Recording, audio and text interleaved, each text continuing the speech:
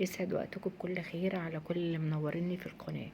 انا هقول لكم على تجربتي النهارده اللي حصلت لي لما اشتريت ميكروويف تورنيدو ال25 رتل. طبعا انا من المنصورة وانتوا عارفين ان المنصورة مليانة محلات كتير جدا بيبيعوا اجهزة كهربائية. بس انا اتعودت لما اروح اشتري اي جهاز كهربائي ليا او لغيري او لاي حد، بروح على عوض سراج. المرة دي رحت عوض سراج المول اللي عند الجامعة. كان عارضين كل انواع الميكروفات. المهم ان انا عجبني الميكروويف ده وشفته هم فتحوهولي، ده اللي كان معروض. المهم توكلت على الله واشتريت الميكروويف ال25. المهم جابولي واحد من المخزن واخدته بكرتونته وروحت، وتاني يوم طلعته من الكرتونة وسخنت فيه العيش. كان تمام التمام وممتاز جدا وحلو جدا. المهم حصلت لي وصورت الفيديو، صورت الفيديو ده اللي انا بطلع منه اللي هو المنظر اللي انتوا شايفينه ده. ده كان اول يوم استخدام، اول 5 دقايق بعد ما فتحت من الكرتونة بتاعته. شغلته وعملت بوه العيش فقط لا غير، وما عدتش فتحته. كنت تعبت شوية وما عرفتش ان انا اشتغل بو خالص نهائي، كنت تعبانة خالص. المهم بعدها عدى يجي 15 او 17 يوم، ولما ربنا عافاني وشفاني قمت اشتغلت تاني في البيت. بعدين بسخن رز فيه، رز بشعرية. اول مرة اول طبق كان شوربة. الشوربة عدت بسلام 30 ثانية وما حصلش اي حاجة. حطيت طبق الرز بشعرية، لقيت فيه شراز نار، ولقيت فيه طقطقة جامدة بتحصل وانا واقفة في المطبخ. رحت عاملة ستوب للبرنامج. ايه اللي حصل معرفش، فتحته انا ما شفتش حاجة، ما حصلش في حاجة. المهم رحت مغيرة الطبق وحطيت طبق تاني، قلت برضو يمكن الطبق ده سخن او حاجة، رحت حاطة طبق تاني. لقيته حصل نفس المصيبة دي بقى بس على اكبر. لقيت الشراز ده حرق لي حاجة، يعني عمل لي زي نقر في الميكرويف من جوه. المهم رحت لما لقيت الصوت عالي قوي زيادة عن اللزوم رحت شايلة الفيشة. ما عرفتش اعمل ستوب للبرنامج، رحت شادة الفيشة على طول. وخفت اشغله تاني بقى خالص. رحت حاطاه في الكرتونة بتاعته تاني يوم، ورحت رايحة لمول عوض سراج بالفاتورة بشهادة الضمان بكل حاجة.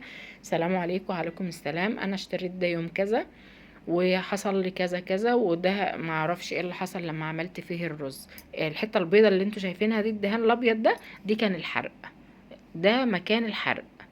هما في شركه الضمان بقى اللي صلحوه.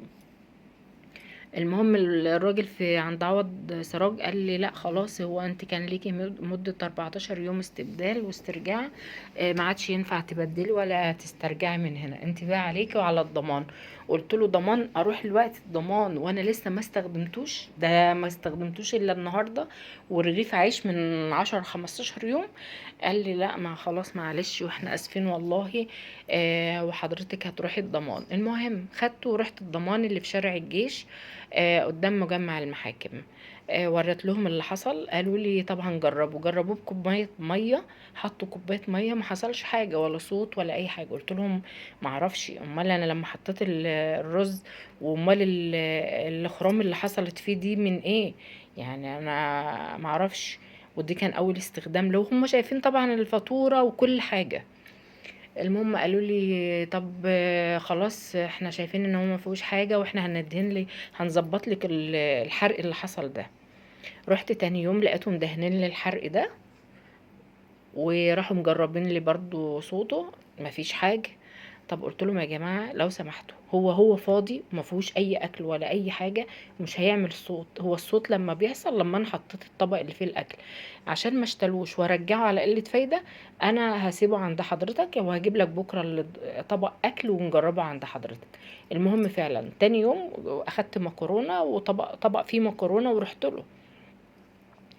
حصل نفس الطقطقه دي وحصل نفس الهيصه دي. راح قايل لي طب حضرتك هتسيبوه لنا وهتيجي هنعمله لك يعني. رحت بعدها بيومين او 3 بعد ما اتصلوا عليا، رحت لقيتهم دهنين لي مكان الحرق، وقالوا لي هو اتصلح ما فيهوش اي حاجه وتمام التمام. اكيد اكيد ما فيهوش اي حاجه، ما فيهوش اي حاجه. اخدته وروحت وبشغله وبسمي الله كده وشغلته. مفيش دقيقتين يعني، مفيش حاجة، مسافة ما سخنت طبقين رز لقيت اللي حصل طقطقة تاني و... ولا كأنك عملت لي اي حاجة. بقيت حالتي حالة طبعا. رحت متصلة، كان الراجل اداني رقمه، رحت متصلة ابو سلام عليكم. وعليكم السلام، لو سمحت حصل كذا كذا اول ما روحت. ده ايه بقى؟ انتوا بتضحكوا عليا يعني؟ انتوا سايبيني شايلاه طالعه ابوه نازله ابوه على قله فايده؟ قولوا لي لو انتم عشان انا شفت واحد من اللي كانوا واقفين مع الراجل اللي جوه بيقول له ده باين له عيب برده.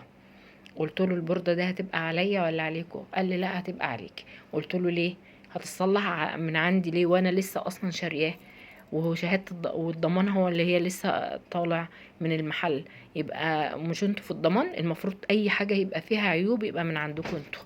قال لي لا بقى. قال لي آه المفروض لو بردة هتبقى من عليك، لكن احنا لو اي حاجة تانية احنا اللي هنصلحه. قلت له المهم الراجل قال لي طب احنا مش هنتكلم في الموضوع ده دلوقتي الا لما نفتحه ونشوف ايه اللي حصل فيه. المهم جيت قالوا لي احنا هنتصل بيه بحضرتك لما يخلص. المهم اشتلت وروحت، ولما انا بقول لكم اتصلت بالراجل قلت له حصل ايه؟ انتوا بتضحكوا عليا يعني؟ انتوا بتقولوا لي صلح واجي الاقيه زي ما هو؟ معنى ذلك ان الاخ اللي كان جنبك كان كلامه صح لما قال لك البورده، وانا لما قلت لكم البورده على حسابكم خفتوا تركبوا لي البورده. قال لي لا خالص يا مدام، يبقى العيب من عندكم انتوا. قلت له ازاي؟ قال لي يبقى الكهرباء بتاعتكم ضعيفه. قلت له الكهرباء ضعيفة تعمل طقطقه وتعمل نار فيه وتحرقه لدرجة؟ قال لي اه يبقى ده كهرباء ضعيفة عندك. الصح بقى ان حضرتك تجيبي كهربائي يسلك الكهرباء. قلت له تمام. تمام. تاني يوم رحت جايبه الكهربائي وشاف في الكهرباء بتاعتنا مقاسها كام، لقاها كام؟ 220 او 222. رحت مصورها له فيديو ومصورها له صورة ورحت بعتها له على الواتس. قلت له هي كذا كذا، الكهرباء مش من عندي. قال لي طب هاتيه، هات الجهاز واتفضلي هاتيه المركز تاني. اخدته ورحت لقيت واحده صاحبتي قالت لي هم هيقعدوا بقى يمشوروكي وهو العيب في البورده وهم خايفين يقولوا لك عشان ما يشيلوش هم حقها. رحت انا قالت لي كلمي حمايه المستهلك. قلت لها معقول حمايه المستهلك هتعمل لي حاجه؟ قالت لي بس جربي. انا ما توقعتش ان حمايه المستهلك هتجيب لي حقي. اتصلت بحماية المستهلك، اخدوا البيانات بتاعتي وصورت لهم الفاتورة وصورت لهم الضمان وصورت لهم كل حاجة اللي هم قالوها، واخدوا مني رقم التليفون وتواصلوا معايا وقالوا لي حاضر هنحل لك المشكله. انا متوقعتش. تاني يوم لقيت الشركه بتتصل بيا حضرتك مبلغه مشكله. قلت لهم اي حصل كذا كذا كذا كذا. قالوا لي انتوا توجهت للفرع؟ قلت لهم ايوه رحت للفرع وما عملوليش اي حاجه والجهاز زي ما هو وكان وماني. قالوا لي طيب خلاص ماشي هنتواصل معاكي. بعدها بيومين 3 لقيت حد من الشركة بيتصل بيا روحي يشوف الجهاز. اخدت الجهاز. شوف بقى يعني هم ما عملوليش حاجة ولا عبروني الا لما حماية المستهلك يتكلموا معاهم. وبعدين لقيت وحماية المستهلك بقى انا والله العظيم عشان ده فعلا اول مرة ان انا اكلم حماية المستهلك، ده ما توقعتش. كل يوم يتصل بيا الراجل يقول لي كلموك على الجهاز، اخدتيه لما حضرتك تاخديه وتجربيه وتعرفيني ايه اللي حصل فيه بقى كويس ولا لا. قلت له طب والله كويس ان انتوا بتهتموا بحاجه زي دي، انا ما توقعتش يعني. قال لي لا ده حقك، انت لسه شاريه منتج ولسه لم يستعمل ويبوظ يبقى كده ليكي حق.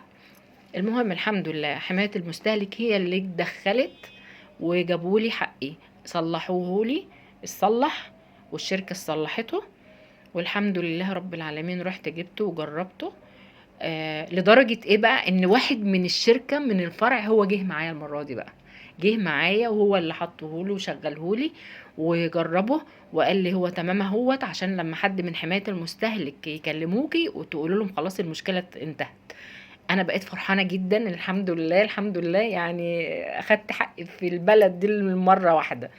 بس انا لغايه دلوقتي مرعوبه وبخاف منه. انا اخري تسخين، بسخن في الاكل فقط لا غير، مع ان انا جايباه عشان يفك لي المجمدات، ان انا افك لحمه فراخ، افك حاجه لما اكون جايه من بره متاخره، عندي ضيوف، حد جالي فجاه.